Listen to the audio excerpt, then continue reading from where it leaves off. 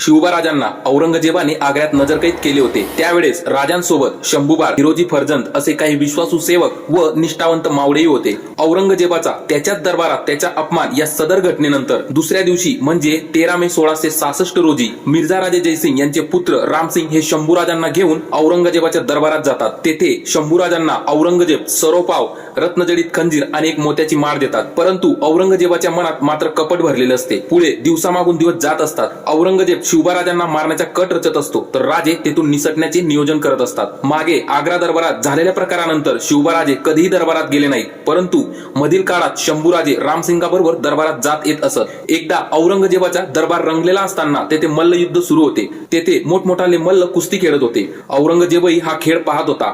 त्यावेळी तेथे अनेक सरदार अंमलदार उपस्थित होते। त्यात रामसिंगाबरोबर शंभूराजेही होते। मल्लांमध्ये कुस्ती चालू असताना औरंगजेबाने हसत हसत पण काहीसा अपमानास्पद सूर लावत शंभूराजांना विचारले कि शंभूराजे, आपको कुस्ती करना पसंद है क्या? तो फिर आप भी अखाड़े में उतरकर इनसे कुस्ती लढिए।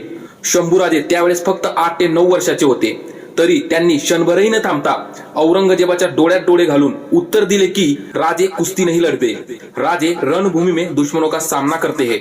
शंभूराजांच्या या बाणेदार उत्तराने दरबारात एक स्तब्ध शांतता पसरते आणि त्याचबरोबर औरंगजेबाचा कुटील डावही शंभूराजे उधळून लावतात। आता शंभूराजे स्वाभिमानाने तेथून बाहेर पडतात। तिकडे शिवबाराजे मात्र नजरकैदेतून कसं सुटता येईल यावर विचार करत असतात।